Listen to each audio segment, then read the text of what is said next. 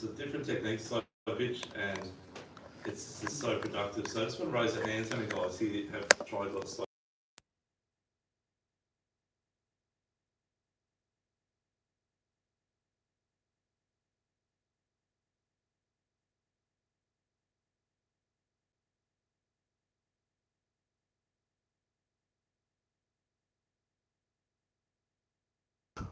Okay, so the difference between slow pitch and normal high speed, or they call it mechanical jigging these days, which I just call high speed jigging, but it's called mechanical, is slow pitch is very slow, whether it be half turn, quarter turn, full turn, and the lift is very easy. So it's very easy jigging, and it doesn't matter what age you are, a young kid or an elderly gentleman, or the weather doesn't really take into effect. We're slow, high speed jigging. We're using a lot heavy jigs, and we're pulling a lot harder, a lot faster, and it's quite tiring. And it only seems to work out mainly in that sort of 60 metres to and above, where the slow pitch jigging works everywhere. But high speed jigging in 20 metres of water doesn't really work because two or three turns of the line, and you're ready at the top. So it doesn't quite work. So focus anything under 65 metres, we say on slow pitch. That would be my recommendation. And over that, you can go to high speed jigging or mechanical jigging. I will start probably on the lures for slow pitch jigging first, and then go through to the deeper water. I just want Stu to come out in a minute because he's got his favourite is in close and slow pitch jigging, but he'll run you through how he does it. So in the rods, I use both overhead and spin. Actually, I'll use one of these ones here. Both overhead and spin. This is a little combo we got going, but that's a little Genku, which is the new, or Genku you call it, the new reels from Shimano. They hold about 300 metres of 20-pound braid, and that's like a slow pitch rod, so it's very, very soft on the tip, super soft. And even with just a small jig that's only around 20 or 40 grams, very small like that, I'll pass that around. Thank you, sir. The rod's going to be quite bent. It's going to be even really bent like that, just with that weight of that little jig on there. And the idea is when you're working your jigs, as you come up, the rod sort of springs the lure up, and your timing's got to be in the handle that's cranked down to lift up, and it springs it up again. It's sort of like that motion up. A very slow technique, and it's just so productive. So the guys that have done that, have you guys caught fish? You should have all caught fish. It's just like more productive than any other type of jigging, more productive than soft plastics. And my recommendation by far, like you can use little jigs like this type of thing here, long style or a flat style, but you're going to get much more fish producing out of more the ball jigs or that type of jig there. That's the Japanese jig for snapper, and they, when you lift it up, they sort of glide very fast away, then they glide back the other way. Incredible action, and only new out in Australia. Really, really good. I think you've got one in the bag there, guys. Give it a shot. This is 20 pounds, P1. Oh, it's actually P1.2, this one. It's quite thin, and that's why you get 300 metres on there. Yeah. And like, I don't, Stu fishes light. Like he fishes like, he'll fish 12 or 15 pound leader in close. I'm using 30 most of the time. When we get to say 100 metres, chase some big pearlies and stuff like that, I'll use a bit heavier than this, but he still uses the same rod. He uses his little P1 rod everywhere. And he gets 85 centimetre snapper out in the 50s. I'm a bit not that game. My luck a big king will jump on. But yeah, that's in that style. Then the spin style, it's really, I guess you could say, not biased, but a lot of people are scared of using overheads. A lot of people just want to use spins, they're used to it, right? And it's by far the most popular style of jigging is the spin reels. But overhead style is getting really a lot of momentum now.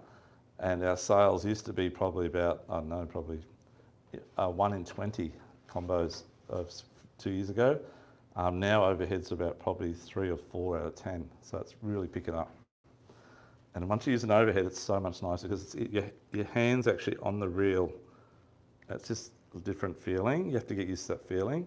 Where a spin rod, you hold on the rod, you can feel through the rod, of course, but it's a whole different feel. Same deal, same very soft rod, very soft. Small reels, size 40s to go normally. You don't necessarily have a really strong drag because you only use a 20-pound braid, so, or 30 max. So my recommendation is something in a 40 size reel. The smallest, like light reel I'd probably use would be, I've got a 4000 there in Shimano. Is it a Stratic? Sorry guys. One's a Sustain, and I think the other one around here somewhere is one of their newer reels, which I don't think it's out yet, and the new one's coming. But yeah, Sustains are good in that 2.5 or a 4000. I do use actually just 2.5. So 4000 is probably the go, but 2.5 still works in close. I wouldn't use a 2.5 on 36 fathoms, just a bit small. Okay, a little bit too slow to retrieve, and probably not enough power, cranking power. So you need a 4. Again, capacity on this is about 280 metres. The little overheads actually hold more than spin, and most overheads do. So when you get up to a 2000 ocean size, they'll hold about 600 metres of PE3, but you're talking about equivalent size and weight, probably about a 6000 size in a spin. They'll only hold about around 350 metres, 400 of PE3. So it's better to use overhead if you want volume of line. Getting back to the gear here, so line size and line types, there's a lot of different braids to use. So if you're going to spool up your reels, whether it be old or new, you have the option of going thick braid or going like standard braid, or going like a, say, a Dyer Grand or something like that, or you go to something that's really thin, as in this style here. I'll just pass this around. So this is 22 pounds, and this enables you to downsize your jigs, becomes a lot easier on you, and also, so scissors guys, a lot easier on you, and also a lot better on the fish. You get a lot more bites. Improvise. Sorry, mate. So, example, if you're using like a standard 20 pound in most lines, I'll say even 30 pounds, doesn't matter, and you're fishing, say, in 65 metres for snapper, you'd need around about a 40 gram or 60 gram, either one of the ball jigs or a slow pitch jig to get you down the bottom, right? But if you're using the higher quality braids, which aren't necessarily much dearer, but they're much thinner, and they're half the thickness. So 30 pound becomes 15 pound. So your jig now becomes from 60 grams down to 30 grams. You can halve it, or even 20 grams. And the casting distance when you cast up is a lot further into the wind, or whichever it may be, doesn't matter. So I always like to cast my lures up sometimes, thicker plastics, and so it's just so advantageous. And when you're drifting, the other line comes down pretty quick, and sometimes your shot's only right next to the boat, just in that area there, as it goes past really quick because of this is the speed you're drifting, right? Or even if you back it up into it. But if you've got lighter line, it tends to hit the bottom a lot quicker, and you can work it back to the boat or beside the boat a lot more. Does the weight of the lure affect that though too? It does, but obviously you can put a bigger, heavier lure on to counter the weight, the drift and the thickness of the line. But fishing light is always better. Yeah, I always say to Stuart, the elephants eat peanuts. So I like little lures, and the fish just eat the whole thing, you know. Yeah, so, but that's my call. He gets away with it because he's only using that light line all the time, so it's like a disadvantage. So let's tell the guys about slow pitch jigging in close and at 65 metres. Yeah. Yeah, so what's your call? Your go? So I fish very light. I like light. P1 max. Yeah. And light leader. I think light leader is the biggest thing. Definitely use fluorocarbon because it sinks. So everything's going to sink a bit more natural. There's not going to be that bit of buoyancy with a like something like a mono or a harder type leader, like a hard mono leader. And I fish a fairly long leader as well, like 3 metres in close. I did notice that. Yeah. But definitely the braid's the biggest thing. Very light. So, as I said, Stuart Fisher's light leader, I don't know what size would you use, say, in 50 metres for snapper. 50 metres for snapper, probably maximum about 16, 20. And you lose a few. Lose a few, but catch more. Nah, yeah, I think it definitely makes a difference. I like to use especially here. Yeah, I like It's to use heavily around fished. 30 pound. 25. Actually, I use 25 pound in this absorber. It's really good shit. Good stuff. Give that a go. I'll just pass it to the gentleman. And Why such a long leader? why such a long leader? Yeah, good call. I think you can get away with like a slightly lighter weight because obviously it sinks as well. And I think they're just really spooky off the Gold Coast. They cop a lot of pressure. Yes. So I think everything makes a little bit of a difference. Yeah. So fluorocarbon sinks quite quicker than mono. So that's what he's saying, that it's a little bit advantageous there as well. Yeah. Yep. So, What sort of leader are you working? What weight leader are you running on with your 20 pound braid? Like 16. Yeah. 30.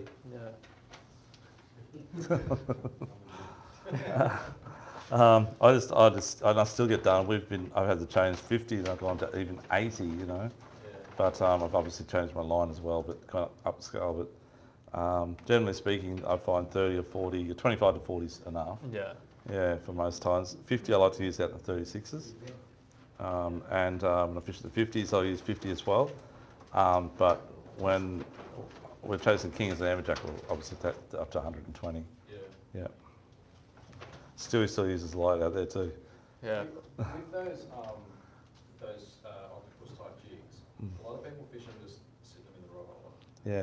Now, can you get away with a heavier tip rod? You can, but the action's not as good, so you probably won't get the results as good as with the light tip because it springs it up all the time, and that's the difference. So, but it would still work. It's the boat momentum would probably be enough, but a lighter rod's a lot better. It really raises the whole scenario. Yeah. Yeah. Yeah.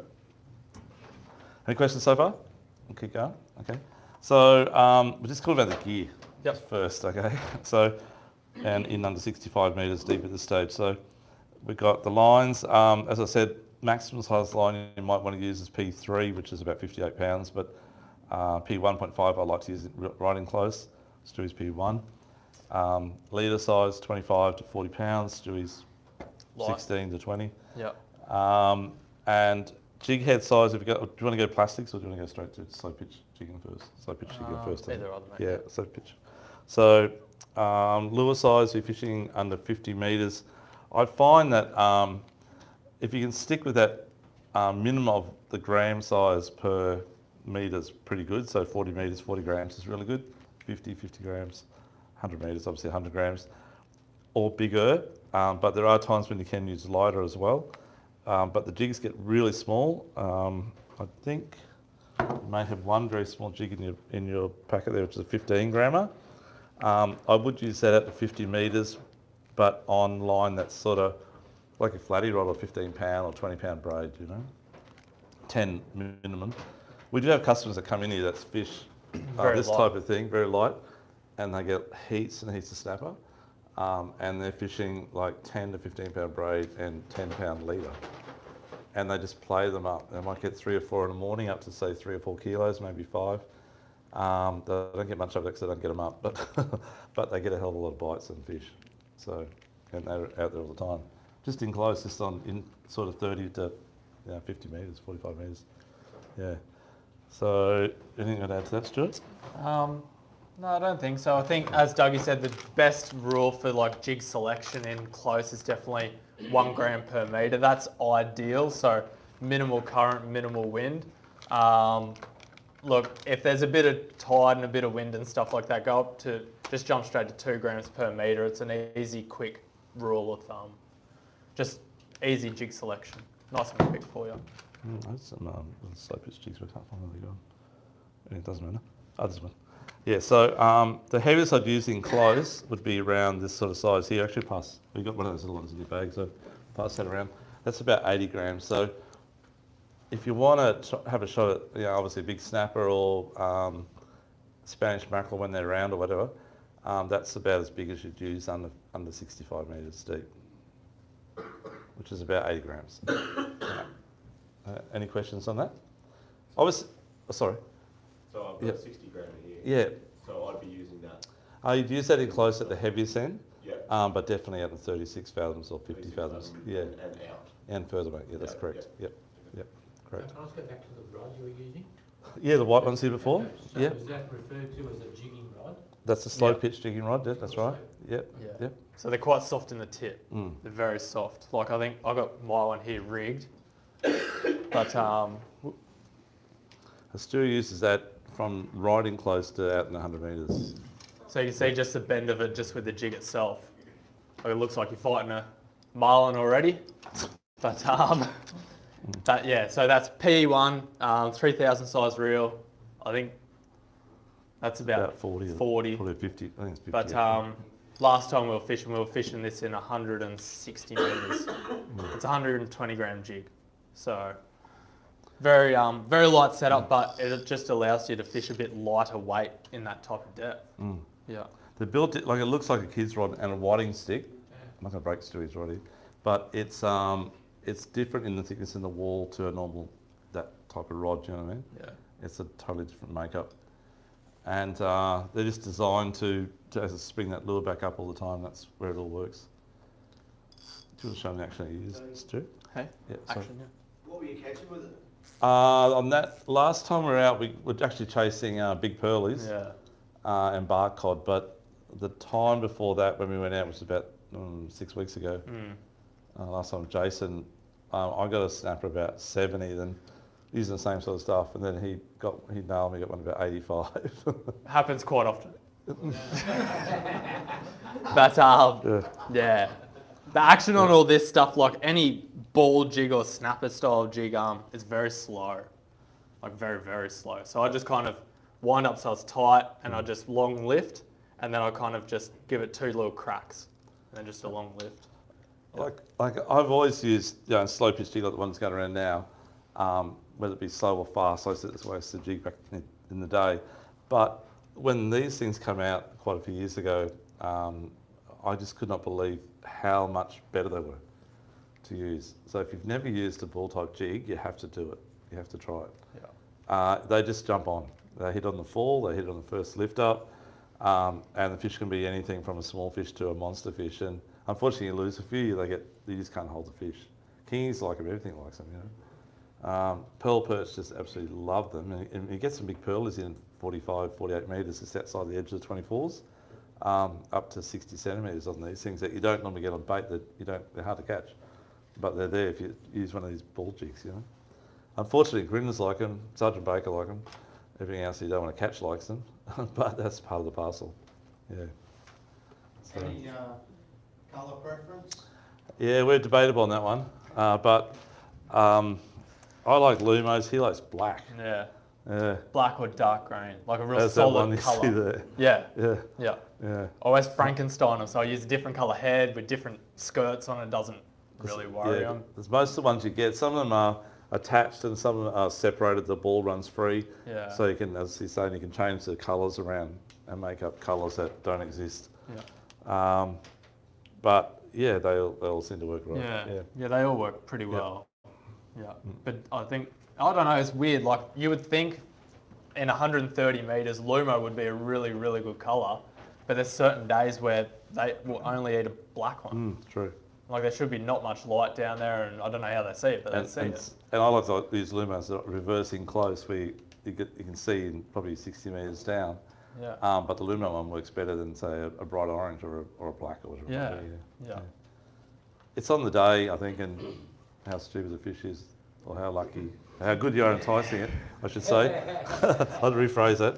So how far off the bottom do you work that? Oh, I work mine to about, say I'm in 40 metres deep, I'll come up to probably 15, 20 metres up. So fair way up.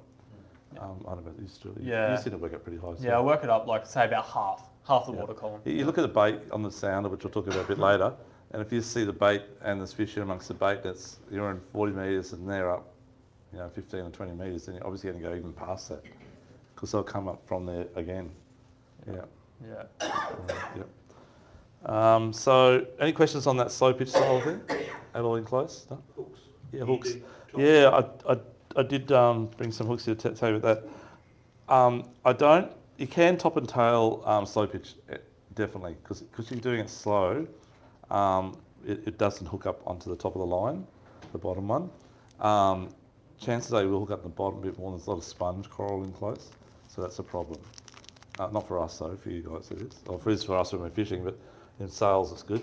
But if you're doing fast jigging, you can't do it because the jigs always overtakes the line and gets hooked up on the top. So the hooks get hooked up, but when the hook's on the top of the jig, it hooks up the line and falls back down again. So do you understand that? So the bottom, but when your hooks, Graham's saying you put hooks both ends, the bottom one gets hooked up sometimes if you jig too fast. Yeah. So slow pitch, you don't need, you can do both ends. What's the rules for the size of the hook Yeah, to the lure? it's more probably focused on the size of the line you're using. So you don't want to put a hook like, I'll just grab a couple of examples here. That's a good question. Yeah, you don't really want to run like a really heavy gauge hook if you're using really light gear because you'll never set it. You never set the hook, you'll never get it through any part of the mouth. Whereas if you're using heavier gear, you can use that thicker hook. You're going to be fishing a stiffer rod and it will penetrate quite good. I'll just pass those two there around. So one of those is a lot thicker than the other one, but the hook size is about the same. So the heavier hook on that, I'll be probably using, it can still use very light line, with still settings, it's very sharp. But if you got a big fish on, and you had say P4, which is around 70 pounds, and you gave it heaps, it won't bend the hook out. If you went the lighter hook, it's going to set easier on light line because you don't have to pull as hard, it'll just go straight in. And obviously on a heavy line it goes straight in as well. But if you had heavy set drag on 70 pound, it may bend or snap. So it's all relative mainly to the P line size you're using. And there is no real formula bar learning to know which size hook suits the right size braid. We can sort of tell you that, but Yeah. but it's a little bit hard.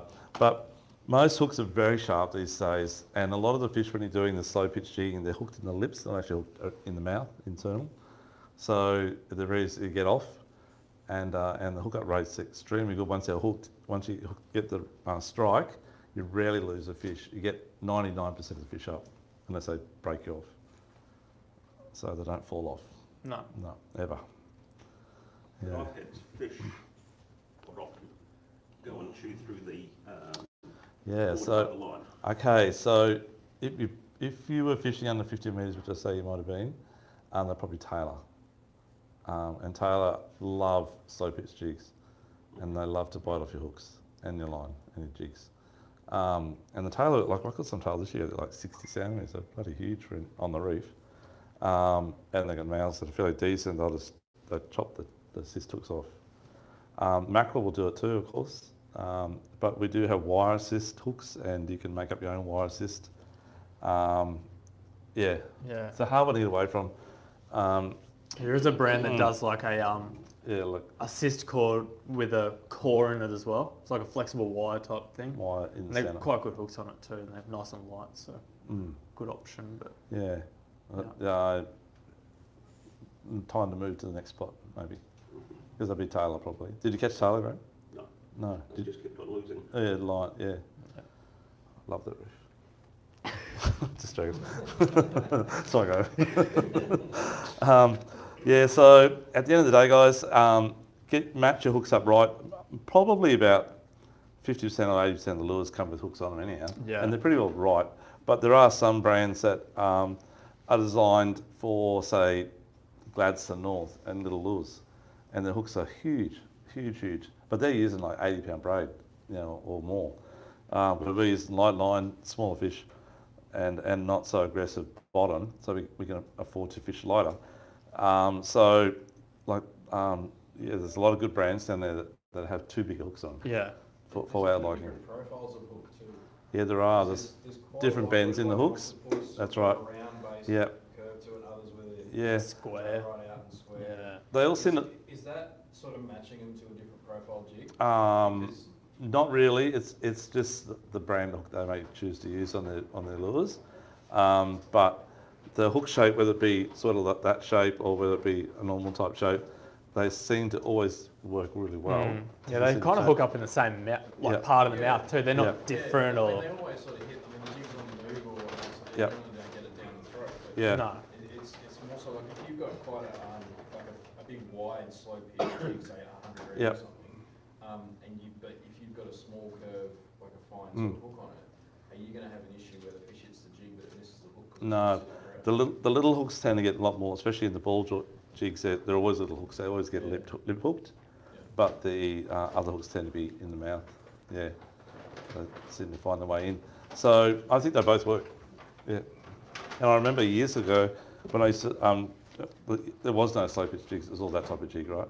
And I used to have a long assist hook down to about here and a really small short one. And sometimes I catch two fish and they're both well hooked. Or sometimes the other one be just impaled inside the head like the little hooks do. So it doesn't hurt to have two different size hooks on too. Although a lot of them are double assists these days. Yeah, double assist I think is like by far the best. And I'd recommend trying to get the assist hooks to be dressed. So with a little bit of like fizz hair type stuff on it, it definitely makes a difference. And most of them these days are UV. We're always pushing the UV barrow, so it definitely enhances your fishing. Okay, so use UV thing, different colouring. If you get a UV torch, so we don't mind you bringing it. We get guys come to the shop all the time with the UV torch. They ride on the wall like this, and they're looking. They pick this one, that one, and it definitely does make a difference. It does, yeah. So does that make sense? Whether it be on hooks or whether it be on whatever it is, the lures or whatever. Some guys like us just like UV lures. Yeah. So in style of the ball joints, ball type lures, Stewie, what's your favourite, mate? Look, my favourite's probably the Dokkan. Unfortunately, they don't make them anymore. We still have a bit of stock downstairs, but anywhere from about 100 grams type of thing. We managed to steal about 80 from Victorian people and the agency then that had them. They couldn't sell them. It take a lot. Yeah. But we've only got about 20 left again. Yeah. But we just can't get them. They come with a very light gauge hook. You can swap them out if you want. We've had a few customers do it, but I just run them as is because the fish are pretty light rod.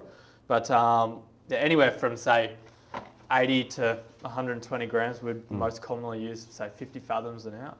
But in close, about 45 grams is it. Yeah. So they sell well. We sell a lot of the Shimano brand. Like The that Shimano's style. very good as well. And the Kawaii jigs, the Japanese made one, they're really good. And even Oxford jigs, that brand there, they do good ones as well. They all seem to work, and it doesn't matter if it's Japanese made or Chinese made, they seem to all work. Most of them are using pretty good reputable hooks, Japanese branded hooks, and they seem to work well. Have you gone away from the Lacanas? No, Lacanas, well, Shimano were doing that brand, and then they switched it to this brand here, which is called Baku. I'm not quite sure what that means in Japanese. I should ask my wife. Baka means silly, stupid, but it's not baka, it's baku. So it's definitely not silly because it does work. But they seem to work really well as well. I think you guys have got a Kawaii one in your bag, which is the one we use in close. Actually, Shannon used to work for us. He got a snapper that was, I think it was 94 centimetres on that little 15 gram one, fishing in about 38 metres.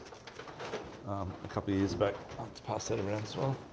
With those as well, do you guys bother using sensor? No, we don't. I don't. I never used to. No. I don't. No. I don't You like need putting. to.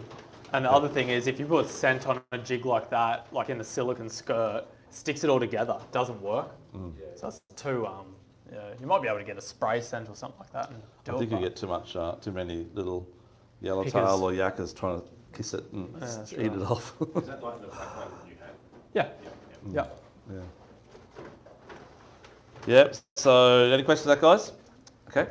Good. You use them dropping the sinker down first on. Yeah, so that's the way they do it in New Zealand a lot of the time, not all the time, but sometimes they do. So what they do there is they actually free fall it, let the ball go down, hold on to the hooks, free fall the ball down, and then they, when it hits close to the bottom or near the bottom, they then drop the hooks and it sort of catches up, if that makes sense, with the boat going forward. So the lure actually stays in the one place for quite a while before it starts to get dragged away because you're doubling up your length of the free line. And in that period, they hopefully scoff it down. I don't think it works that well here because their snapper ratio is about 8 to 1 of ours. So the chances are a lot higher in New Zealand. I've never tried it out here. I've done similar with bait though, yeah, it works well. Right? Yeah, like float line bait, that's right, but double the chance. But you give it a crack if it's a good day for it maybe. Yeah. Yeah. So we'll explain how to do it a bit later when we keep going through the gear here. So we've gone through that sort of stuff. So soft plastics in close, Stewie. I fish fairly small. Like I kind of fish up to about 5 inch in size. Yeah. Nothing bigger. 3 to 5 inch. The little fused doctors are a really good little plastic. They're quite slender in profile. The little tail swims with like a real small jig head as well. I think the biggest thing is with like soft plastics in close is a lot of guys fish way too big a jig head, like way too bigger.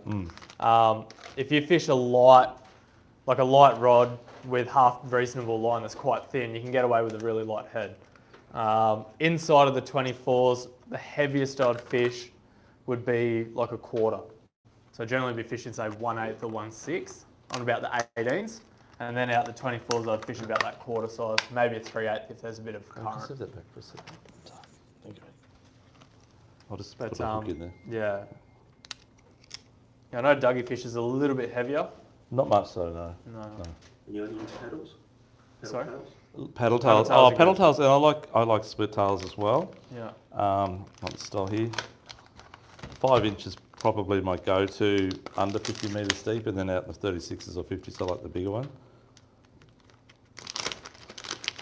When I'm snapper fishing, I really do like that fellow and other ones similar to it.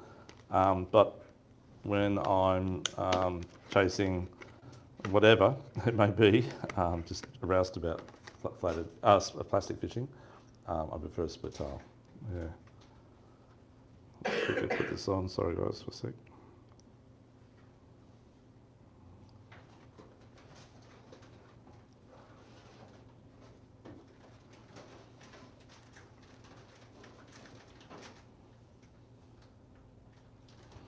Excuse my roughness there. I'll just let that go. Oh, sorry mate. The hook got in me. Guys, please be careful, the hook, it is sharp. I'll just pass actually one of these around as well. Have you guys heard of bite science yet at all? Probably haven't, it's only brand new.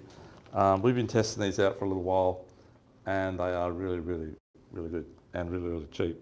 And they seem to work really well, but got to give them a shot. So I wouldn't use, unless I'm chasing Jewies, I wouldn't use one that size, Graham, in close. That's too big. I'll pass that around as well. Next one.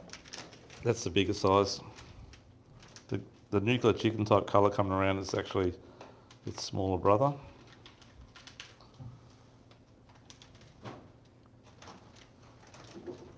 So that first sort of lure coming around, I'd probably run a bit smaller hook in it.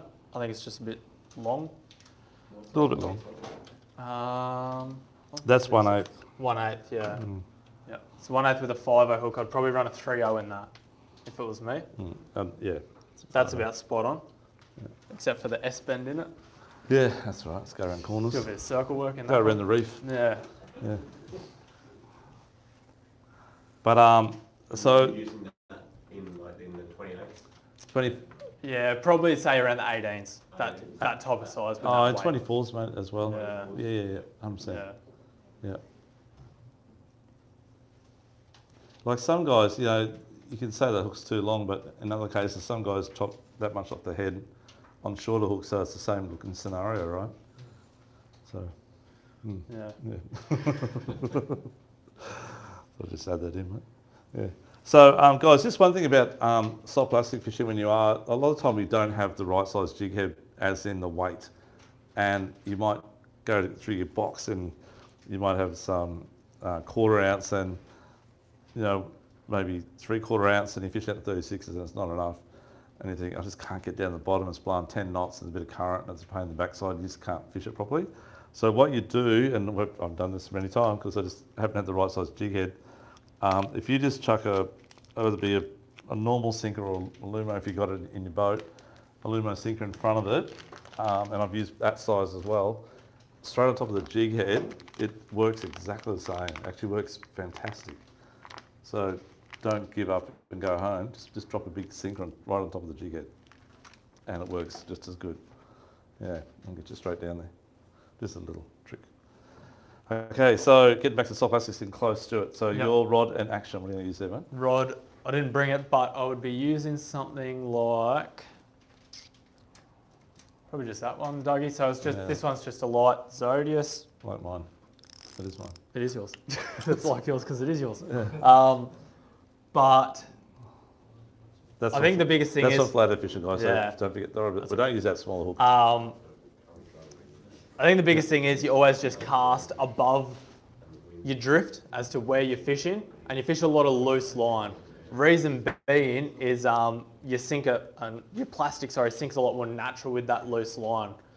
I don't really want a lot of contact. I always dump a bit of line on the water and I'm watching that sink more than anything. If it stops and I know it's not on the bottom, it's a fish that's picked it up and it's probably swimming upwards. Or if it just starts darting off, I just click the bail arm over, wind it up, and then you set your hooks from that. You always watch your braid because as it's going down, it's the same as when you float line fishing. You see it go faster, you know you got fish on there. A lot of time, I don't like to do too much jerking. I like to do it flated out there. It's more just a slow lift. I drop it back down again. A lot of times it's on the fall. I talk about the lift. But generally speaking, with plastics, it's on the fall, on the way down, where you can get to do your first lift. Yeah. So it's pretty aggressive. Okay. Just one thing I want to state again. That's a 4,000 size. 2,500. Oh, 2,500. Oh, sorry, that's 2,500 sustain.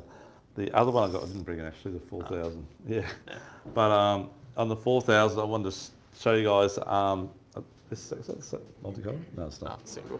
Okay, on the 4,000 size, that line that went around originally, I'm using that on it. And with that really thin line, it enables you to do so many things. So I use it for snapper fishing, right?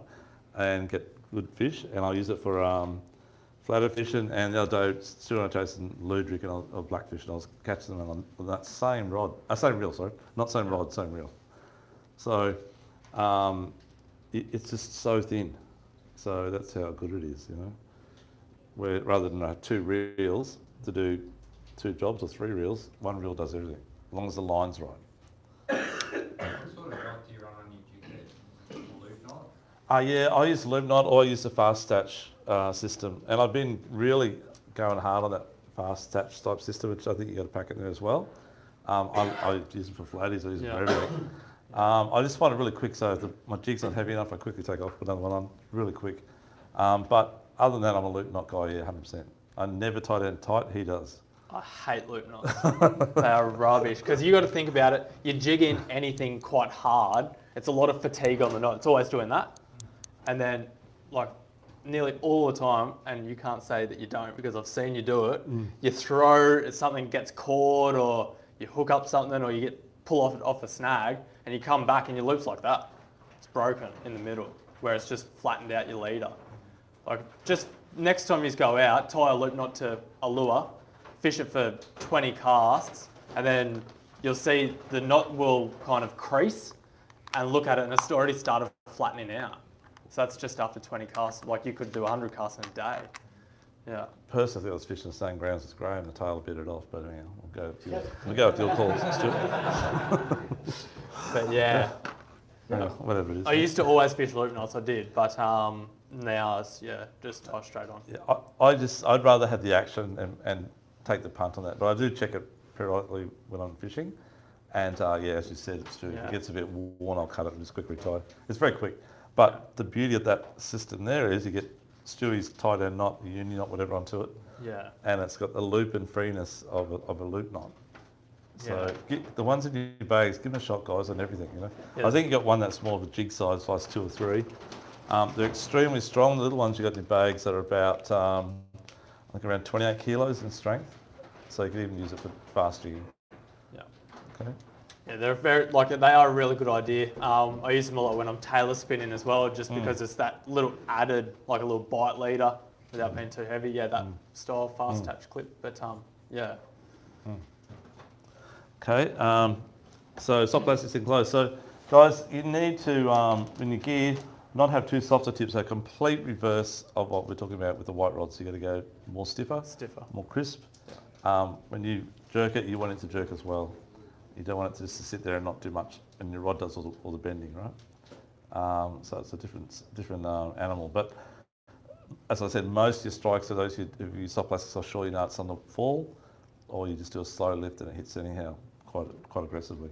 Yeah. So what's the braid you're using on that? I'm using 20 pound or 30 maximum, but I'm using P 1.5 actually, which is 30 pound. Yeah. So the Japanese measure in thickness they don't use a pound, they use a measuring code in PE thickness. So PE 1.5 is only about 0.23, is it? Around about, yeah. Or 0.28. 0.23 is 3, isn't it? It might be. 0.23 is PE3. Okay, PE3, Yeah. okay. Yeah. So 1.5, which is in that first box. Oh, this one here, sorry. Oh, that's They P1. don't have it. They don't have it, do they? No. Mm, Anyway, it's thinner. It's thinner. But yeah. Okay.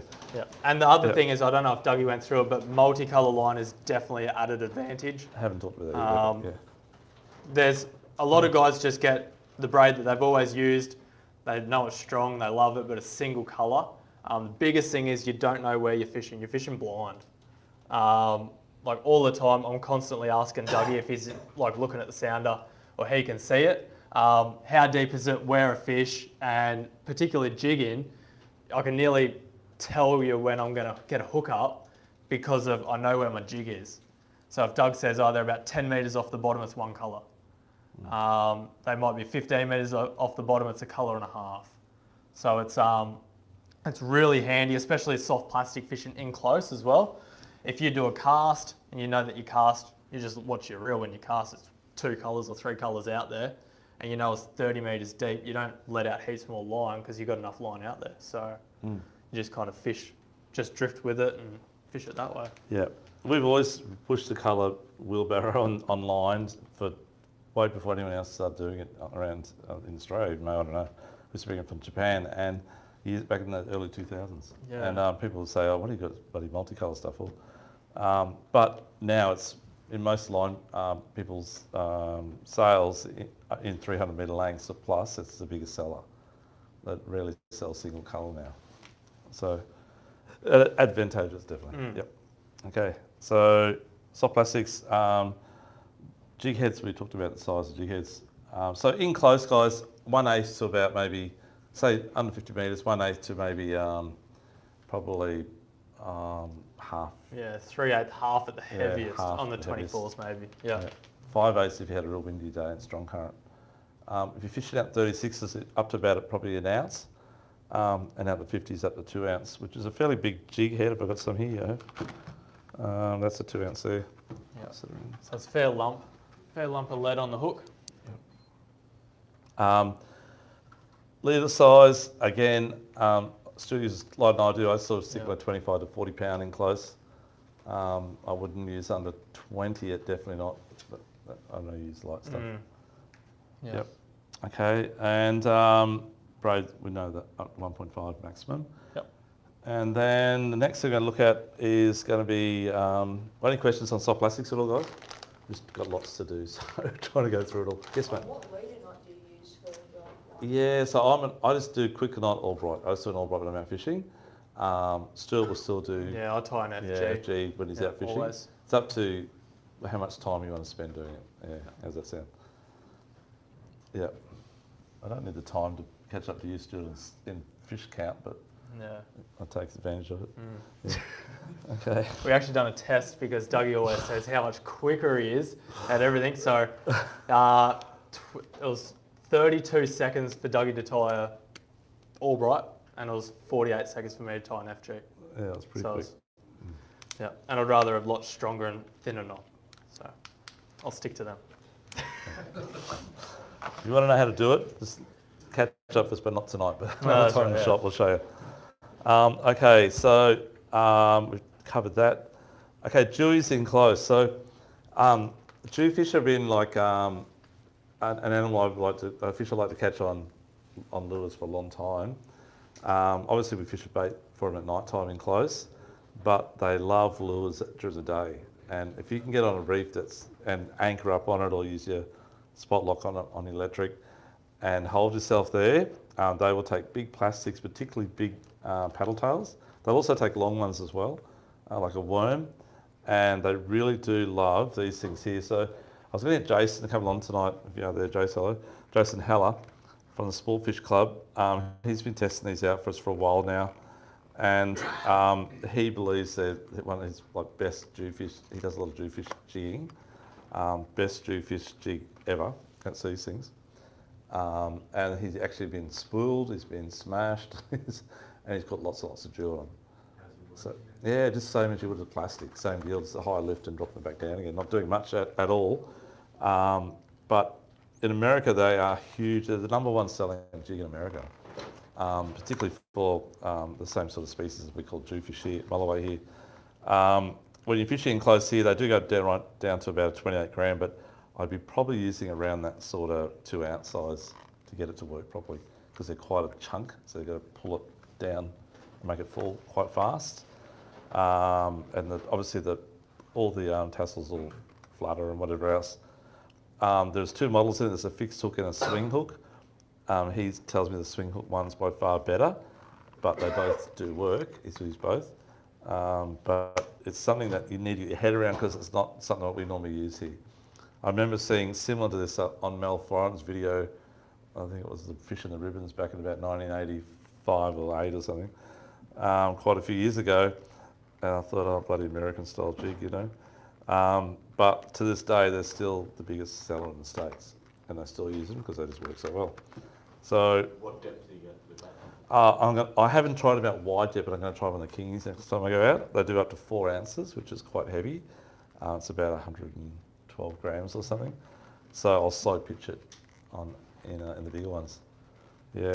And a lot bigger rod. Oh no, the soft rod. Yeah, real soft rod. Just hope I don't lose the fish. Give it a shot. I reckon the Pearlies and Kings will go too. And I was thinking about, I always trying to think outside the circle. I think, maybe I'll run an assist. They've actually got an extra point at the top here. So I'll run an assist off the top here, and then at the back here, I'll run another assist off the hook. So it's got extra hooks as well. But I'll probably just give it a go as is first to see how it goes. Yeah. So 2 ounce in close all the way, so. I'd be using, if you're only using like P1.5 or P1, I'd be using it out to 50s in that size, in 2 ounce. But if I'm using like my P3, the overhead rod there, I'll be using that out in probably up to, around that 3 to 4 ounce size. Yeah. So give them a shot, guys. But Jewfish, getting back to Jewies. Okay, Jewies are a different animal again, because they're really aggressive, and that gear that Stewie's got there is really hard to get Jewfish on. Have you got Jewfish on those yet? I haven't, but I've caught it on the that one, the light one with 2500, yeah. Okay, there you go. 6 pound braid with 20 pound leader on the 24s, and I got a 1.2 Jew. Yeah. On a 6-inch Nemesis, white one actually. Did you? Okay. 1/4 ounce head, fishing for snapper. Yeah. It's not a sales point, but it's a little bit of passing around. Easy. But yeah. Yeah, so it's the biggest thing is I don't think it matters too much on the gear. It's just as long as you can maintain contact with whatever you've got tied on the end. Yeah. Could you just pass through the gold in the other Kamoku rod there, mate, with the dial on it? Thanks, Stu. And that Kamoku one. That one. Yeah, please. So this is the type of this is my slow pitch rod that I use out deeper water.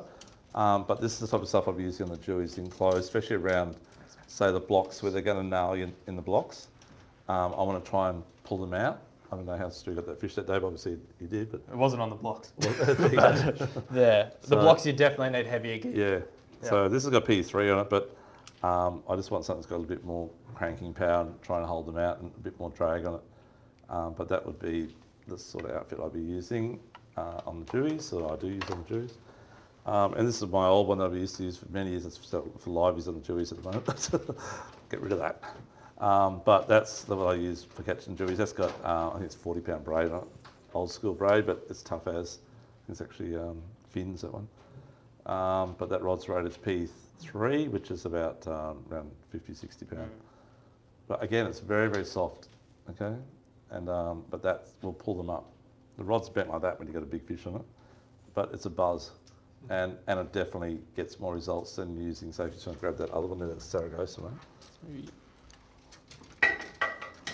So this is my old jig rod that I normally use out in the 50s when I'm fast fish jigging. There's a new line on it. But that's what I used to use for Jewies, that type of thing there, with jigs on it. But it's just old school, doesn't work, you know. Well, it might work, but if you had nothing else to use. But Yeah. but you need something that's got that action. It's got to lift the jig up and down. Yeah. So, yeah, but getting back to the plastics, so that's, you could use that that bucktail type jig. Otherwise, you go to the bigger version of the Little Doctor, or you go to any other paddle tail type thing. Same scenario. Yeah, so you just want something that plenty of action thing. down there. Yeah, that's why those nemesis that are going around, they're really good. They swim heaps on the way down. And it doesn't take much to work them either. Very thin tail. Yeah, they like, these are gulps. This colour's a new colour which I haven't tried yet, but I think it would work very well. It's called Captain America. It's blue, red and silver. But that thing there, I reckon would definitely work really well as well. So they like grubs, that style of thing, okay? Because when you pull on it, that stretches out, of course, and that thing's really fluttery through the water. And that's what sort of stuff they like. They like really slow action, super slow. So no speed to your line at all, or no aggressive jig action. Just plain Jane, drop it down and just slow lift it up and drop it. And just wind a little bit and let it sit and then just jump on. It's like that sort of scenario. It's different. I don't know how you're doing your jig. Yeah, no, it's pretty slow, very slow. Yeah, very slow. Yeah, so paddle tails. Stick with paddle tails, not the fork tail on the Jewies. Spots, we're going to talk about that a bit later. Just the gear at the moment. So we're now going to progress. Any questions on the Jewies? We're going to progress out a bit wider. Is that all right? So 36 fathoms. It's pretty well the same as fishing the 24s. You're just upping the ante on the weight on everything. Not so much the size in the length or the size of the profile, just the weight. Yeah, they'll still take that little size doctor going around on the 36s, and they'll definitely take the split tail, that green nuclear chicken colour going around.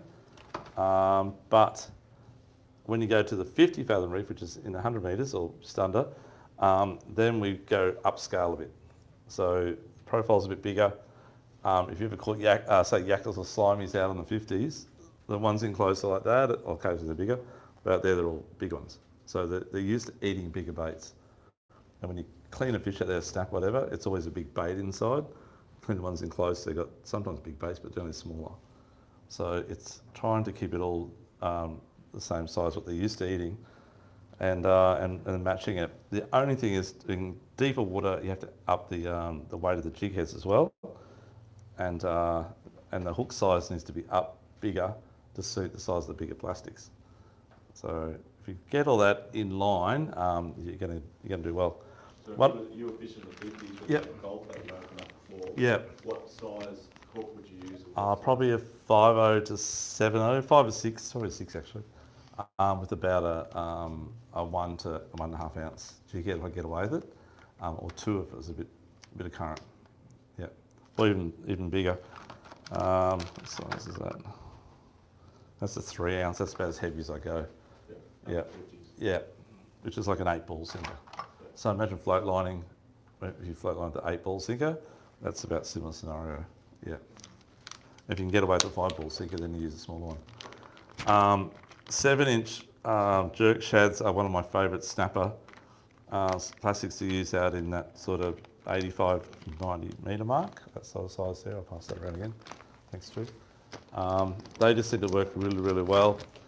And often, as we said before, mate, if that jig head's not heavy enough, I'll throw that on top of it, and it works really well. But if you can get away with an ounce, that's perfect. Yeah, ounce jig head. probably in the plastics. The paddle tails in the deeper water tend to be slower sinking, so therefore they get out, they don't land where you want it to land. So I'll try and cast a paddle tail, if that's what I got, as far up as I can to let it get more chance to hit to the bottom before it goes past me. But if I'm using the split tail, they sink a lot quicker. Okay. So my suggestion would be not to use so much big paddle tails out on the 50s. In close they're fine, but not out wide. Okay. Anything you would add to that? I think that's about it, like on that term Yep. of things. Yep. As Dougie said, definitely paddle tails do sink slower, there's more drag. Even in close, if I was to fish like the 18s or 24s with a paddle tail, I will fish slightly heavier jig head, just because of that drag factor. Yep. But yep. Okay, and if you're going to go down to jigs, the jig side of things out there, it would have to be around about, if you're using really light line like Stuart, probably around 80 grams or 60 grams. Yeah. And if you're going to be fishing like P3, that's a 130, I think that one there. Oh, it's 100, sorry. Can't see the glasses. Yeah. You're going to be up around, like say, 120 plus. In that sort of size, minimum. Okay. But up to about 130 is probably going to be the most popular size we sell for in fishing the 80 metre mark. And then if you want to fast jig, that won't work. That type of rod doesn't work with fast jigging. Okay, it just gets tip wrapped and becomes a nightmare. And you'll probably snap the tip off. And Stewies won't work either. So then you go back to old school here, or maybe that Daiwa one, the 5,000 size. That one there. But fishing with only 80 to 100 gram jig, you can fast jig with that too. But you've got to go back to that type of thing because you're using a jig like that style there, quite a big one. So has anyone fast jigged here? How many guys have fast jigged in the shop here? And smashed the kings?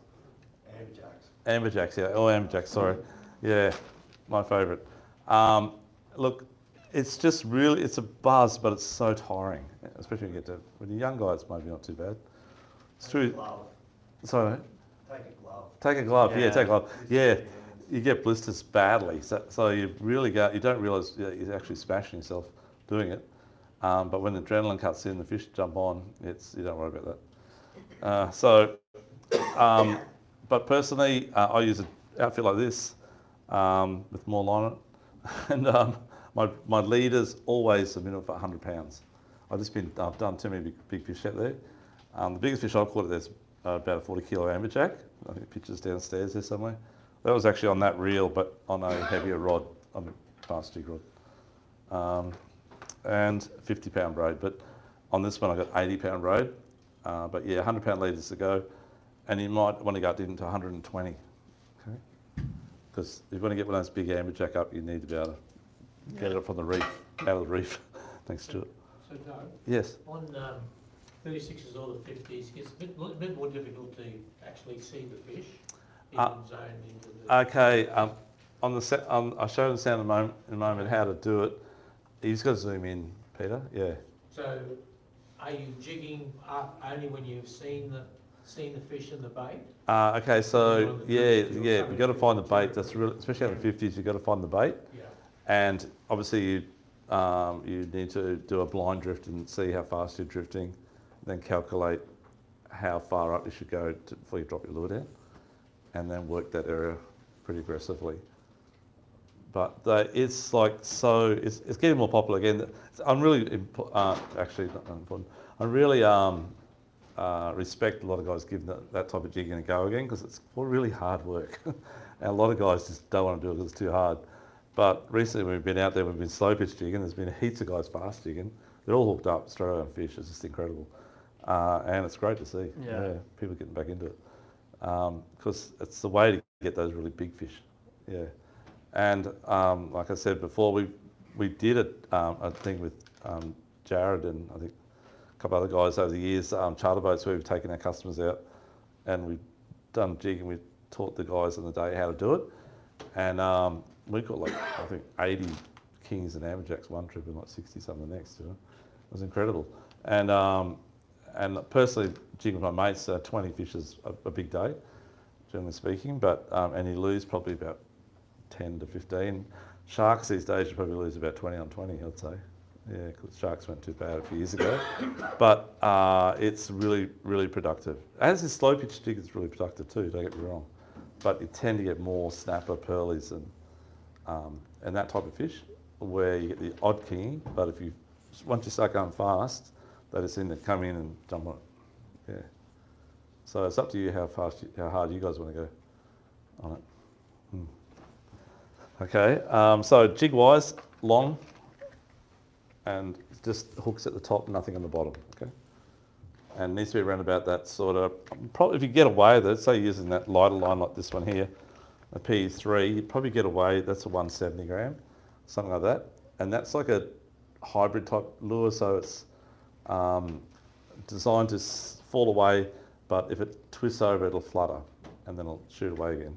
A little bit different to a super slow pitch that's more round and really, really flutters. This thing does a bit of both. It darts and flutters. That's a Kanseki jig from Kimoku. This is a Japanese-made jig. These things will go down even in the strongest current, just straight down like a knife in hot butter. Oh, sorry, hot knife in butter, straight through it. It's like shunk. And even when you're drifting at 2.5 knots, it's vertical with your boat. Once you start jigging it though, it'll go out, okay? But on the fall, you don't lose any ground. Even on 300 grams, there's actually a lighter one that's this one here. They're 250 grams, again, very thin and very long, okay? So it's just really quick to sink. And they dart as well, obviously. Yeah, so as I said, I rig up those either double assist or I'd be running them with probably around about a hook in the size of about an 8.0 or something that size, 6.0. Trouble with the hook, guys, every brand has different sizing. So what we say is a size 2.0 Yeah, that's right. in Could one be brand. 5.0 in another. Yeah, or 6. Yeah. You know. It's like really hard to say. It's just you look at the size of the hook and that's the size hook you're going to use. It's not so much the size on the packet, okay? So it's really hard to explain that, but so you can see it. Yeah, it's probably something in that sort of category there. So I'll pass it around. Pass those both. Yeah. So it's a different type of jigging, fast jigging, and it's a momentum that you get going. It just happens and happens and happens and happens. As the gentleman's saying, you've got to wear gloves, otherwise you get blisters on the from the handle, and just keep going and going and going. You get, if you've got any hair under here, guys, you're gone. You'll be naked after a few of those.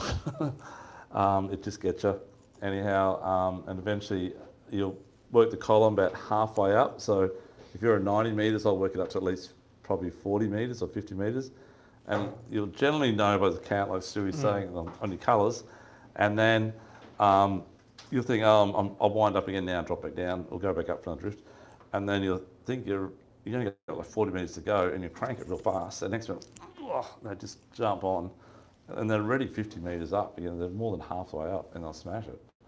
And that happens quite often too. So, yeah, it's really good fun. So if you've got the chance to fast jig, have a crack at it. But we tend to more slow jig. Yeah. Yeah. Gentleman jigging, I call it. Yeah. I think the other thing as well, like if you're using like a slow jig, like something that's quite wide in profile, they do flutter a lot on the sink. If you want it to sink a little bit quicker, just feather your line, run your line through your fingers. It'll actually hold you a little bit of tension on the top of the jig, and it'll sink more, it'll sink quicker, believe it or not. So it doesn't have that chance to flutter and pick up different parts of water and stuff like that. Yeah, mate. Yeah, so in close, I usually just stick to like spin reels, but I want to buy something for like deeper and fast jigging. Would you go overhead or would you what? That's what I was saying earlier. It's really debatable. Personal preference. Personal preference. But like obviously overhead. But it is turning to overhead, mate. Yeah. Yeah. I'm Definitely. thinking about trying it. Yeah. Yeah. Mm. And you get better line capacity. Yeah, line capacity is. One of the main reasons. Yeah. So you can do more with your fishing close, or you can go out to 300 metres and jig, you know. And it's lighter. And it's lighter, yeah. Okay. And it's in your hand. It's the best thing. Yeah. The way you jig, it's in your hand. Yeah. It's good. Yeah. Keeping everything vertical, what tricks have you got in current? Okay, backing up. Yeah. So it's a really hard thing with wind and current. I'll probably do that now actually. Sorry, Stu, just for a Yeah, sec. right. This one's. So for those guys down the back, if you can't see, let me know. I won't see that one. No. That's a green actually. It's a black. Sorry guys, sabotage. Can you see that? No, you can't see that either. We're going to go red. See that? Good, okay. So this is your plotter, okay? And I always have my plotter north facing up. Who has theirs spinning around circles and you get dizzy? Who has north facing up? Yes, thank you. This is because we're always debating. Stewie does the same as you. No, it's really hard when you're only watching the sound because you actually go round and round in circles when you realise which way to go. Anyhow, north facing up. I love to keep everyone on the boat guessing. Don't know where we're going, don't know where we've been. We're just doing circle work. Yeah, he's trying to hit. That's right. Don't learn our spots. Okay, so north facing up. So let's say this is a 500 metre, your little thing here. That's 500 metres. So we know that's about a K and a half, right? Or 2 Ks maybe. And I've got a mark on here where I get my fish. I know. Right there, a little fish shape. And that's one of my good spots. I got another one over here. And they're about 1 kilometre apart. And what I do, I always save my track. Okay, you must save your tracks, guys. Don't delete them, please. Save them. Next time you go out, they're on there ready to roll. You can see exactly which way you drifted last time. It might be a drift like that and like that. You'll see your drift lines. You see yourself turn around, go back up again, come down again. And you have all these lines on there. You might have marked a little fish here or another little thing here. And it gives you some idea for next trip, if the wind's blowing that same direction, which way to go. And once you've done a few trips out there, and it might be blowing northwest that day, the next day might be blowing northeast to go out, you'll end up with, I try to use different colour tracks every sort of month or whatever. And then you'll see yourself doing lines like this, okay? And the little fish marks will be over there and over there. You didn't know they existed before because you always kept on going this way, right? But you're forced to go and try a drift because you want to get right on this mark here, which is the hot mark here. And you started up here and all of a sudden you realise, oh, there's fish 300 metres or 400 metres to the right. There's a whole new bit of reef there, whatever. And it forces you to find new ground. So that's why I leave all my tracks on the screen until they get just too messy. And then I might delete some of it or delete an event or whatever it might be to clean it up a bit. So you can actually go back and delete just 1 day's tracking or 2 days tracks, 2 trips tracks, sorry. So therefore you've still got tracks on there, but you haven't got all the mess. So that's really important. And the more marks you can leave on the screen, the better. Unfortunately, I run out of my marks very quickly, and they don't give you upgrades to put more marks on, or not on my sounders, they don't. Or my handhelds or anything, they don't work. Thousands or 5,000 is about it. But getting back to Graham, to you saying if it's blowing a gale and your lines shunk out the back, you do what I just call blind drift. So I'll go up to here, away from my mark. I'll pull up here on my boat. That's my boat. And I'm just sitting there, just getting everything ready and checking everything. And then I'll leave my plot trail on, and next to my boat's over here. And my line's been just a steady drift like that. So obviously I'll go up here and I'll do my drift down that way. I'll do a full drift on the first drift because I want to see, I know there's fish bait school there, I know there's one here, there's one there. And I'll just start up here and I'll work out exactly, I might get a hit here, and I always try and time it that my line is either, if it's slow drifting, on my first drift, I'll pull it up around about here, and then I'll drop it straight away again and try and be in the zone straight away, because I know it's going to get pulled out with the current, right? And I'll try and get a fish in that area there. If I don't get a fish there, I'll keep jigging, and then I get down to near this next mark down here, and same deal again. My line's out the back, and it's just need to pull it up again.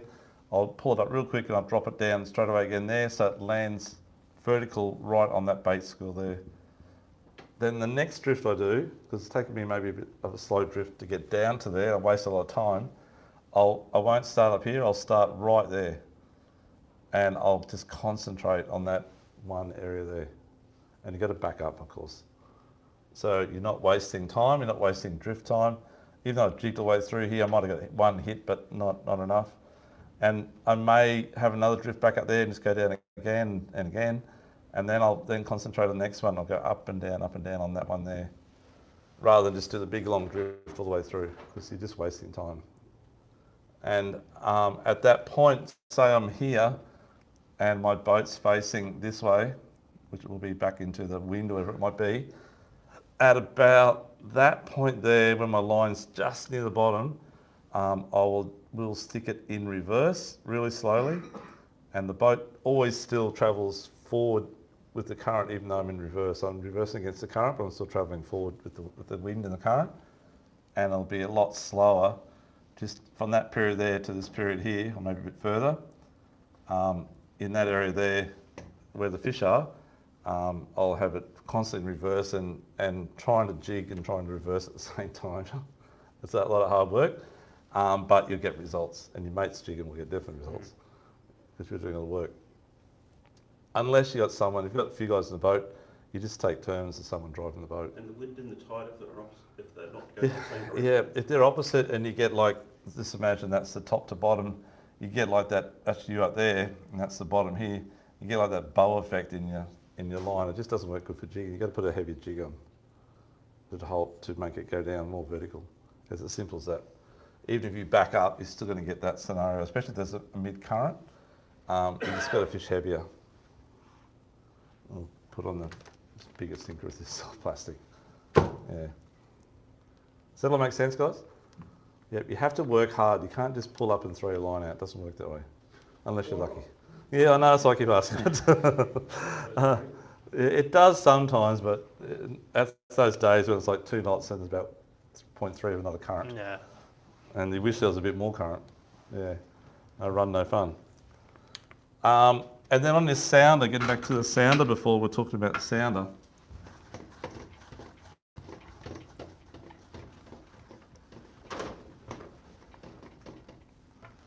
How many guys here only have one sounder on the boat? Probably most of you would, I dare think. Yeah. So you need to have your GPS going all the time. You cannot not see your track. So to me, track's more important than actually seeing the bottom, because I know exactly where the fish are, I know exactly when to drop my line, exactly when to back up. When you see the fish coming on the sounder, that's all too late, because if you're not lines on the zone, you're not going to do any good. So split the screen in half. That's your scenario we had before with all your tracks on it, and that's your GPS. And on this side here, if you've got the capability of your sound of doing it, split that in half again. And this is, say, 0 to 100 metres, say around 90 metres or 85 metres. The bottoms come along and there's a reef there. Probably not that high. And there's fish on it. Lots of fish up here. And then on this side here, I'm looking at my windows about from here to about here. So I'm now looking at like this sort of thing here, and the fish are on there. They're probably coming off the screen at the top here. I could just see a lot better where I am. But if you're I actually exaggerated, guys, sorry. If you're in 100 metres and it comes up 20 feet, it'll only come up about that much, or a bit more maybe. It's very small. So if you've got something that rises a metre, it's just got a flat line. It'll look like that. It won't even show it. But on this side over here, it may come up a little bit like that, you know. There may be a little rise like that with fish on it. So it's all relevant to the depth you're fishing. You need to be able to see a 20 to 30 metre window at the bottom, and that's really important on that part there. So you need to see that's that mark there, you're coming up to it, and you're drifting this way towards it, and that's there or there. You're here, that's that mark, that's that mark, that pinnacle, and you're going to benefit as much as you can by backing up and making sure your line's close contact to the bottom in that right area, which is right there. And you're jigging up through here, and you're jigging probably up to about here. That'll be about probably their margin of safe zone before they don't want to go any higher. And you either drop your line back down and try and get another jig in this area here, there, or you bring it up and then drop it back down here, real quickly bring it up and drop it straight back down again, and try and get these guys here on the next drop. So 2 drops. Do you ever just use navionics for your tracks? Yeah, I do, especially on other people's boats, so I can record good areas that I haven't had before.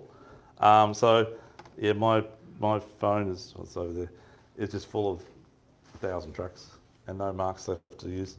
But it's good enough, and if you got, like I've been on, if you got an enclosed helm or an area that doesn't get wet, a good thing is put an iPad in there and put it on a stand, and it'll just, and put your navionics on that, and it's like a big plotter, you know? Yeah. Yeah. Yeah, if you can do that, if you got a half cab or something. Otherwise, your phone's fine. Yeah, I use my phone all the time, my boat, even though I've got GPS. I actually use it more than I do the GPS. Yeah, that's what I'm Yeah, intending to do. it tends to be too accurate, you know, and it's very hard to get the really good mapping features unless you want to pay for it, like CMAP Reveal or whatever, Navionics Reveal, but it's built into the app for 30-something bucks. Yeah, I So think if I can link one, I haven't done it yet, but. Yeah, you can link it straight. You can link it to your iPad. Yeah. Easy. Just sign in under your deal. Yeah. So those who don't know, it's Navionics app. Navionics Boating. Navionics Boating. Obviously Australia. I think it's about 38. It's under $40 for a year, and it's the best mapping. It's the same as a $400 map you buy, card that you buy for your GPS. That's it on your phone. It's really good.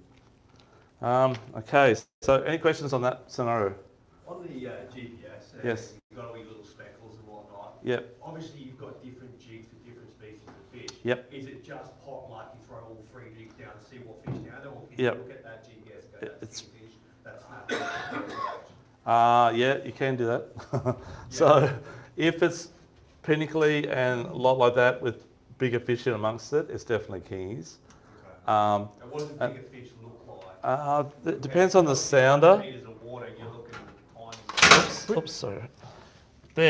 It's all different on each sounder and different type thing, but generally they'll be like bigger either arches, or some will just show lines, but there'll be bigger patches in amongst the little bait, and sometimes this little bait spread and there'll be just big patches there, or they'll be sitting up a bit higher, you know. Yeah, just often a bit, yeah. And sometimes they're down low as well, but generally up higher above the bait. And they seem to go down and get the bait rather than go from under and up. Yeah, seems to be common. Or amongst it. Yeah, as in... You can use your sounder to identify what fish Yeah, you can. are going to be down there and That- then choose the jig appropriate Yeah, for it. the way you do it is, it's obviously from past experience fishing in the area, but if you've got that scenario, they're obviously kingies, but if you've got this scenario here, sorry, just say, that red one. So just say your bottom's like just a little bit of rise of that, and it might be dropping down a little bit, like that. And your bottom's sort of fuzzy like that. Like that, and there's that sort of scenario, it'll be pearlies or snapper. So that's the difference. So if your bottom's pinnacly like that, and lots of bait on it, that's kings and amberjack. And if it's like that, you will get kings there still, but they'll be feeding on the pearlies, whatever. But they won't be schooled up where everyone gets hooked up at the same time to jig. But you'll definitely get everyone hooked up at the same time to jig using like Stewie's Lecanis type jig. The pearlies, everyone will be hooked up on pearlies. Yeah. Like one of my favourite jigs, I love catching everything, but I definitely love catching big pearlies, like 60 centimetre ones on that bull type jig. Very good. And that type of rod, a bit of a buzz. And they pull hard too. They do pull hard. People think it's just bucket mouth coming up, but they're not on light gear. They fight hard. Yeah. So that's more the scenario. Yep. Any other questions at all on that? No? Okay. So wind, current. Like you look at, I looked at, wasn't rip charts. It was actually bomb weather last week because I was working on Wednesday. I couldn't go out fishing. Everyone did. Anyhow, but I was wishing I was out in the deep water, and the current was meant to be 0.8 to 1.3, I think it was, knots. Everyone that I spoke to said it was about 2 point something to about 3 knots. So even the charts aren't right. A bit like the weather charts. So with current, it's just a matter on the day, Graham, when you get there. You see how you go and you drop down, and if your line goes shrunk, then you got to put a bigger jig on. Or you back up harder and still put a bigger jig on. Yep. Is there specific bite times you want to hit first light if you did that? Yeah, there is. Okay, for kingies bite all day. I caught them all day. But they do have a tide bite change thing. But snappers definitely best early morning, late afternoon. They have that bite period no matter what the tide or what the moon's doing. But they also have the moon rising bite or 2 hours after high tide bite. Yeah, which normally is moon rising. Say 2 hours after high tide. That's just the bite time for everything. It seems to be when the moon is rising. Yeah. So I think, is it tomorrow night's full moon? Yep. Tomorrow night's full moon, Friday night. And the moon would come up probably at about, tomorrow night about 8 o'clock or something. 7 o'clock? Yeah, I don't know. I don't know. checked, I have to have a look. But high tidal shore is probably around about 6:37. So it's, or maybe 8. But as soon as that moon comes up, and then for the next couple of hours, the fish bite. And it's always coincides with just after high tide. Yeah. You know, an evening bite or a pre-dawn bite, would you have any preference to the octo jig over a normal slow pitch jig? Yeah. Okay, that's a good question. It's personal preference. I prefer to use octo jigs all the time now. I just they're that good for me. I think Stu would probably say the same. Yeah. Would you use a slow pitch jig much? No, I'd use mainly a octo jig, yeah. Yeah, it's just they're just too good, mate. You know, they're the same sort of price, but in workings, I just find them to be really, really good. If you're chasing those, say, kings or amberjack, then I would definitely go maybe the slow pitch jig more over the octo type jig. Yeah.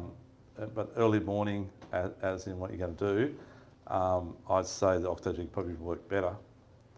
Yeah, and the slow pitch, because it's a bit more flashy, would be better when the sun's up a bit. Yeah. Yeah, we've like slow pitch jigged and caught not much, and then put on an octo jig and smashed them, but we've never octo jigged and not caught them, and then caught them on a slow pitch. Yeah. Seems to just be more of an effective fish catcher. Yeah. For whatever reason. Like they're basic as, they look like nothing. Very sparse on the tentacles and the dressing on the hook, but they just work. Yeah, we did a test one day in close here, just on it's 38 metres off sort of focus area, and I think we caught 17 different species or something. It was something ridiculous. It was like ridiculous. Yeah.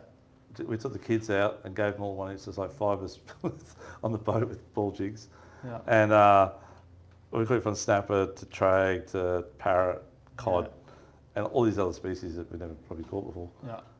They just catch everything. Yeah. And that was in like an hour and a half before work. Which I've Like, it never was done quick. on slow pitch jig. No. As in Yeah, like slow pitch jigs. metal jigs. Yeah. Yeah. What's the deepest you'll go with those octos? We've used about 280 metres, but Yeah. in the bigger size, like 300 grammars down there. But generally speaking, 120, 140 Yeah, they work really well all the way out to about 120, I'd say. And then you really got to go, they're like the big jig going around, or heavier jig. Yeah. So we've got jigs now that we've got ones at 800 grams now, and we've got kilo ones coming. Hard work. Yeah. As a workout. Jigging's a workout.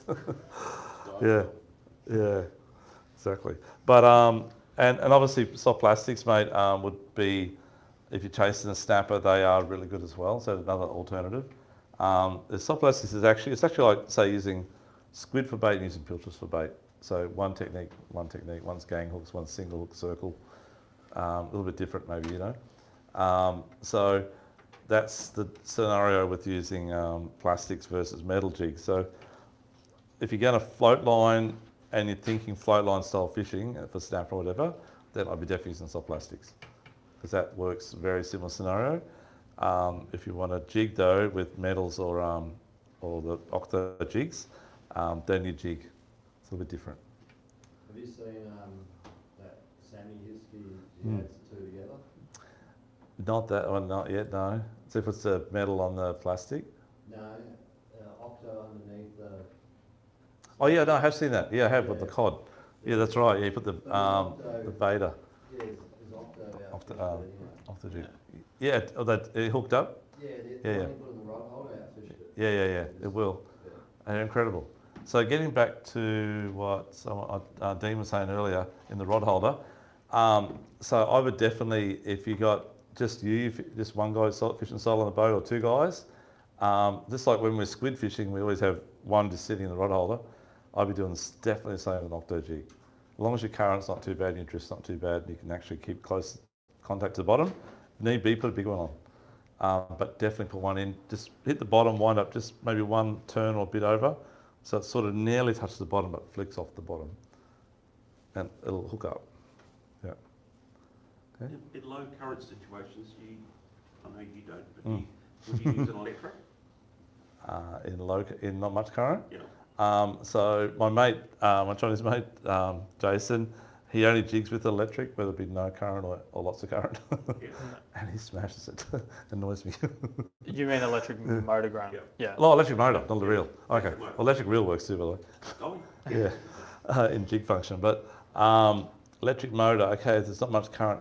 If the reef's small and compact and not much, you know the fish are right there, right on it, and you've only got a short drift over it, then I'll be using plastics mainly in a float line type scenario. Cast them up, let them drift down the current, light jig head, and hold myself on the spot and drifting my line back to the reef so you can go past the boat and then working it back, or slow lift. But if the reef's quite big and you've got the opportunity of fishing that part, I wouldn't use the electric, I'd be drifting it. Yeah. you're saying then about the electric. Electric reels, they've got jig functions, yeah. Do they work? Very, well, that's what I say, my mate Jason, They're easy. he's always hooking up on it and getting... Or slow pitch jigging? Oh yeah, you can make it whatever you want, you can do slow or fast, yeah. That's super gentleman's jig, that one. Yeah, so that one, they do, yeah. So you can alter the speed coming up and the length coming up, and then how far you want to come up, like jig, and then drop it. It'll drop back down again and do the same again. And the little, we've just got a new little one from Daiwa. It's a little 300 MJ, which is like the big of 1200, the big brother. It has jig function on it too. Yeah, it's tiny. But I haven't unpacked it yet. It's here somewhere. Next to boxes. But guys, any questions so far on anything we've done? You got it all together? Yep.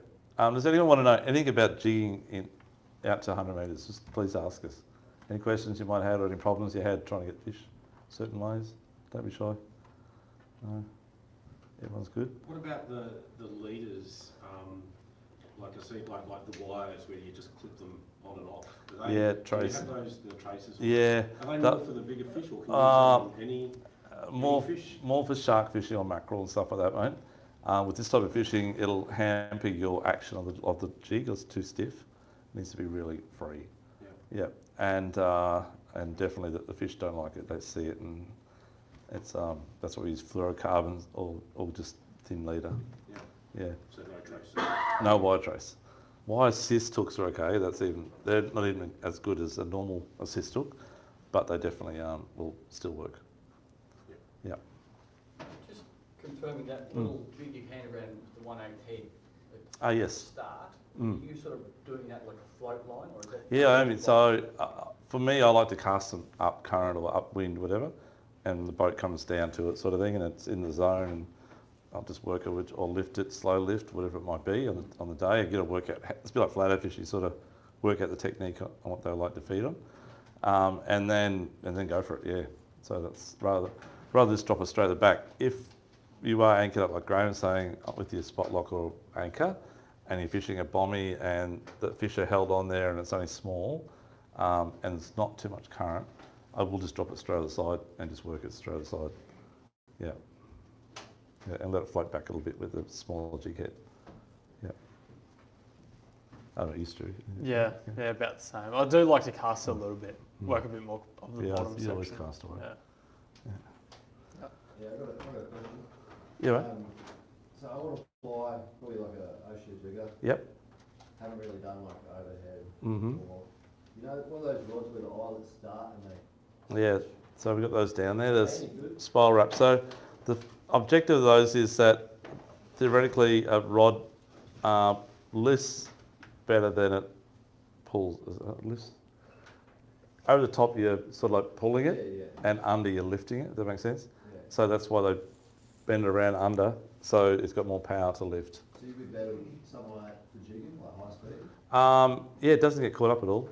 I've never heard of any dramas with it. No. But we've got them down there. We sell about probably 2 in 10 or 3 in 10 maybe. Yeah. Yeah, in compared to straight eyes. Yeah. It's just because they look weird, so people say, oh, someone's rebound. Is this right? Someone's bounded on wrong, you know. But that's the way they are. Yeah. Yeah. So yeah. You use them or not? I personally don't. I do have one of the rods, but I haven't used it much. Yeah. Yeah. I'll give it a crack. But we've got a few guys that are really good jiggers. They swear at them. Yeah, using them. Yeah. Because of the power, the lifting power. Yeah. Less strong than they pull, that's right. Yeah. Yeah. Oh, good. Okay, guys. So it's nearly time to wrap up. But this weekend, I haven't checked the weather, but I know tomorrow's the day. Who's going fishing tomorrow? Graham, you are. Okay, so tomorrow, just be careful of the swell. There's a bit of swell going at the moment. It is dropping off, I think, though. Yeah. But I haven't. Sunday's Westerlies, I think. So might be riding close, actually, Sunday. If you want to have a crack at doing this. But the trouble is snapper, and it doesn't open until Monday, I think. Is that right?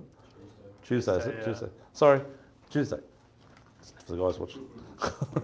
So, yeah, 16th. So, yeah, so unfortunately it would be good if it opened up on Saturday, but it doesn't.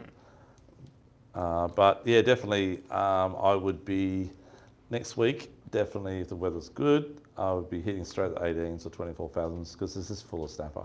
All the charter boat guys that try not to catch them are just catching 80 centimetre ones left, right and centre.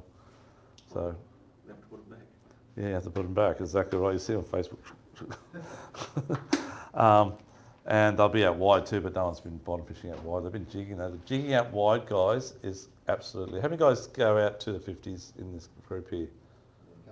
Okay, how many guys have got boats 5 metres or bigger? Okay, so most of you have. So it just comes with understanding your boat, understanding your fear factor, and doing it. And your fuel range, and your boat's reliability. Yeah.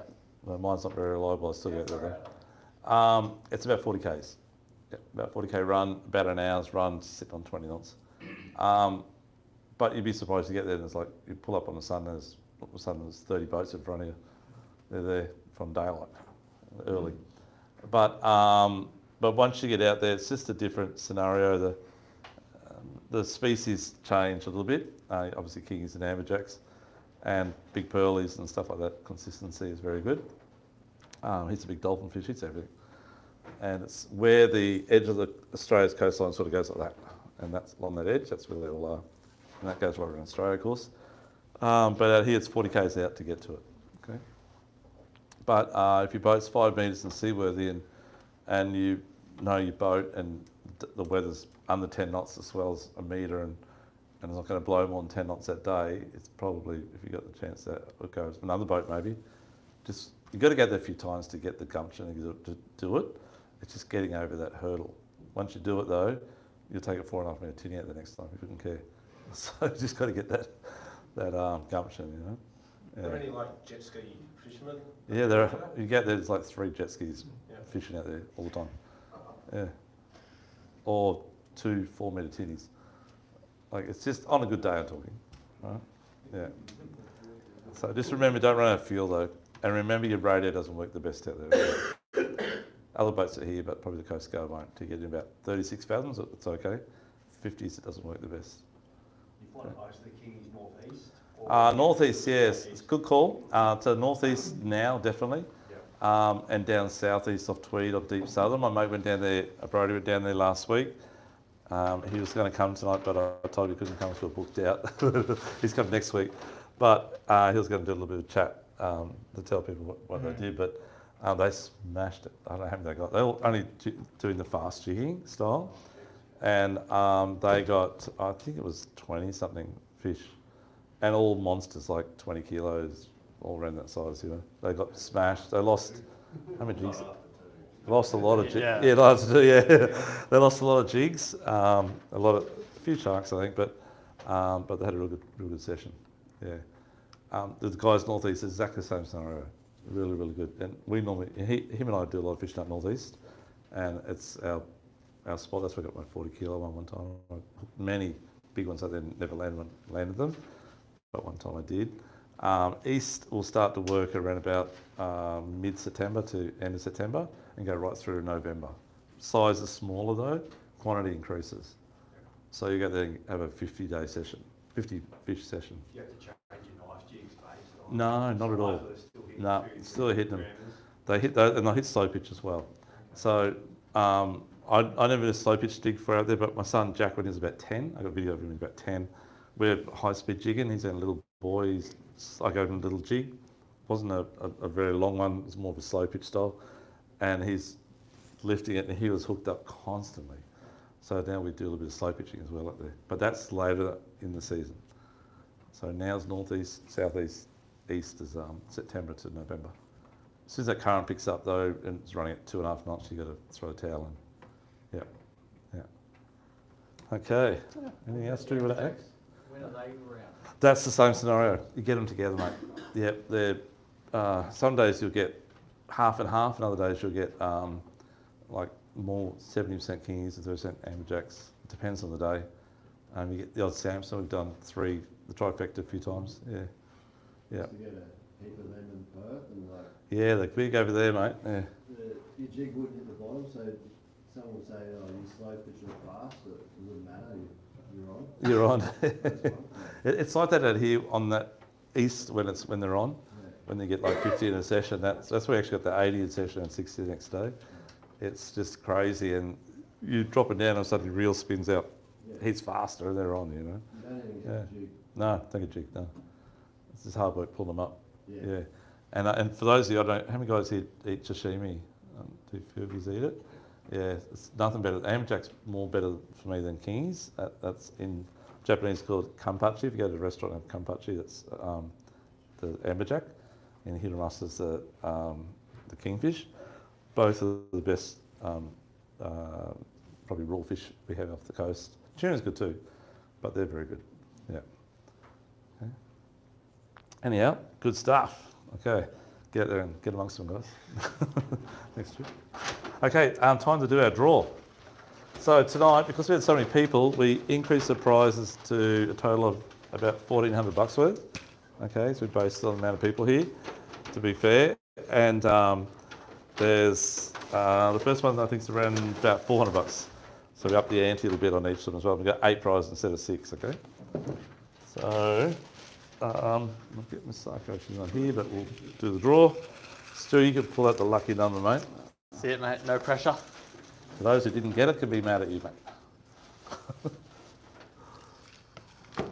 Number 27. 27. I'll read the name out. Then you can Gentleman come up the up. back. There will be someone at the back. It is. Glasses.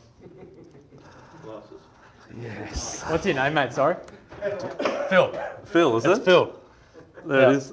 There you go. It's Phil. Phil, hang on, mate. You just won something, buddy. Do you want to come and grab it, or you grab it later? So Phil's been off the scene a bit. He's back on the scene. Good stuff, buddy.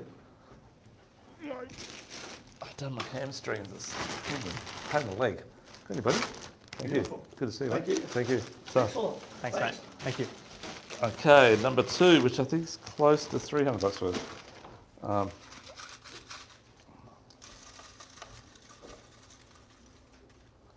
Okay, I'm going to put my glasses on this one. Number 5. Right at the front. That is Richard. Well done, Richard. Congratulations, buddy. Thank you, mate. Thanks very much. So all the stuff you got in your bags, guys, and all the stuff that we're talking about is what we use. So give it a shot, okay? Number 3, I think it's around $250 or something like that. Or 200, something.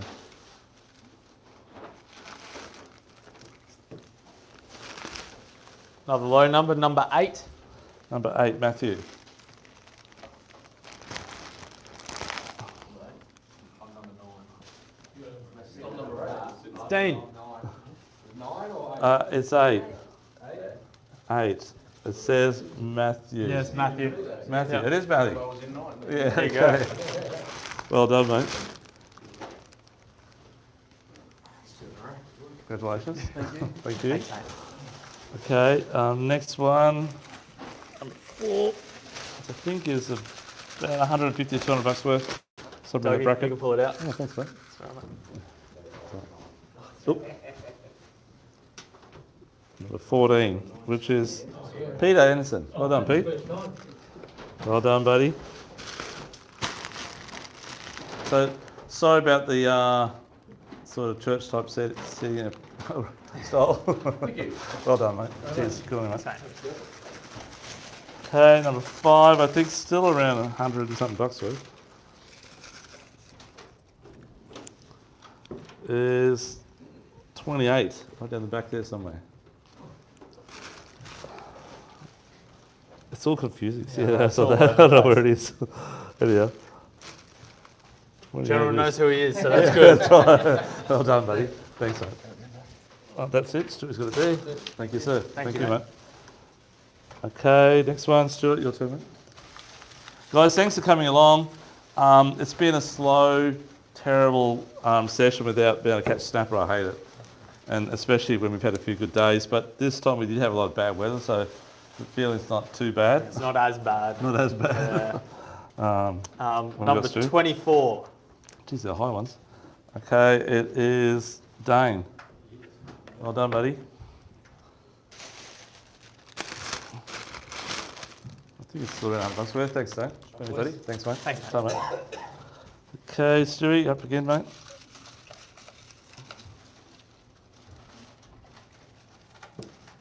We haven't been doing much of a Fisher Importer on Facebook because it's just no one's been on shore. Yeah, no one's out there. So we will start that again this week, though, tomorrow. Okay, number 7, which I think's $70. Number 1. Graham. Oh, well done, mate. Thank you. Thank you, Graham. Always a pleasure, mate. Cheers. And 8, down the bottom now. Last one, Dougie. Always get the last one, don't I, That's mate? it, mate. Yeah. Number 11, lucky 11. Well done, young fella. Good to see the young guys here too, by the way. Thanks, mate. Thanks, mate. Good on you, buddy. Thank you. Hey, mate, just for your brother, I'll give you, because he needs something too, mate. There you go. Cheers, mate. Thank you. Okay, I'll throw those back in there. So, guys, that's it. Thank you, Stuart. So we will be downstairs now. Just to let you know too, guys, we tried to come up with a deal for you guys for the night, and Stuart put one of the combos together, I put the other one together.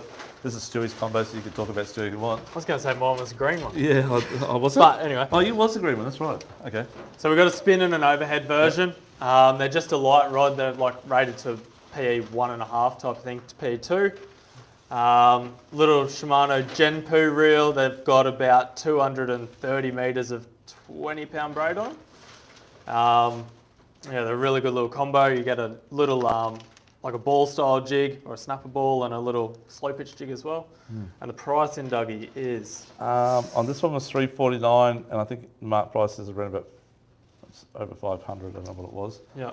And that one there was $299. $299. And it was about $469 normally or something. Yeah. So they're Komoka rods. Yeah, you And can turn them inside out. They're really good. And that's the thing I was saying about these rods. They're good. That's what Stu uses. yeah, That's all he uses. that's it. And if there's a few of those guys, if you're after any, just give us the other. Otherwise, everything serves off. And otherwise, drive home safely and be careful and on the water this weekend. Get out there. And for those, anyone here fishing the Flatty Comp? I know Bo is. Stewie is too, by the way. Yeah. So good luck to you guys. Yep. And heaps of squid around, guys. At the moment, the tides are perfect. High tide in the morning. Heaps of flatties, heaps of tail in the broadwater. If you're after tail, you can't get offshore on the weekend. Go around the top end of Sovereign, back to the Gold Coast, to the Roanoke Marina. There's this tail and trevally all through there on the bait. It's white bait everywhere. And flatties. Okay? Yeah. Good luck. Get out there. We'll meet you downstairs. Thank you. Thanks, Stuart.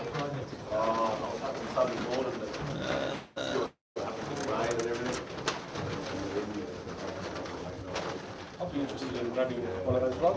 Oh, yeah, no worries. Yeah, I'll get Stuart to fix up downstairs, mate. Actually, he's going to take him down, so I'll pass it to him and let him sort it out. Mate, Keep them together, so I can't all move good. it. But mate, they're exactly what we